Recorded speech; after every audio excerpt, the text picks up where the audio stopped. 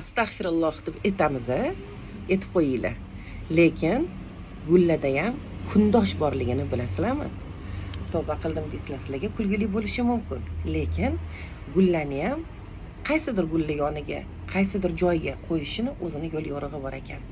O'shanga videoni oxirigacha ko'ramiz va ozgina tanishib chiqamiz. Ham kulgili, ham foydali. Sahrangizni bosib, tanishlikka jo'natib qo'yamiz. Gulsevarlarga. Bittasi orxideya. Bilasizlar, juda ham chiroyli va gullarning malikasi hisoblanadi. Ikkinchisi bo'lsa ayol baxti, spatifilum bo'ladi.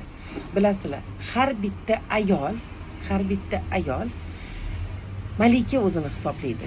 Kimdir otasini malikasi bo'ladi boshida, keyin umr yo'ldoshini malikasi bo'ladi, o'g'lini malikasi bo'ladi, keyinchalik farzandlarini xonim sultoni malikasi bo'lib ardoqlanadi. To'g'rimi? Ana shu uchun bu ikkala gul yonma-yon turib bo'lmas ekan. Bir-biridan chiroyida, bir-biridan baxtliligida bir-birini yeb bitirar ekan. O'shanga женский счастье bilan, spatifilum bilan orxideyani hech qachon yonma-yon qo'yib bo'lmaydi. Orxideya alohida qo'yinglar. Boshqa gullar bilan qo'yishingiz mumkin.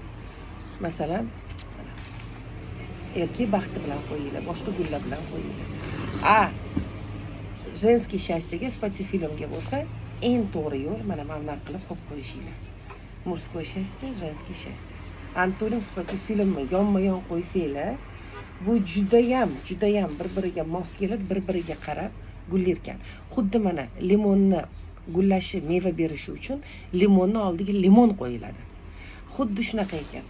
Mana erkak baxti bilan ayol baxtini har doim yonma-yon qo'ysa, juda ham chiroyli unib o'sar ekan. Lekin bu degani qo'yib qarash kerak emas. Qarash kerak, обязательно qarash kerak ekan.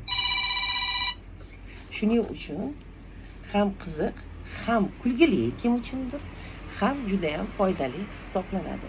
Mana bu uchalasi mana shunaqa треугольник hisoblanar ekan, yonma-yon turib bo'lmas ekan. Gullarni o'shanga o'zini joyi, o'zini qonun qoidasi bor ekan. Chunki bular ham yashayapti, eshityapti. Kimgadir foydali bo'lgan bo'lsa, kimgadir kulgili bo'lgan bo'lsa, yana kimdir jahlini chiqargan bo'lsa, bu ham mayli. Nima qilamiz? Kommentariyada qani yozib qoldiringlar fikr mulohazanglarni. Sog' bo'lasizlar, salomat bo'lasizlar.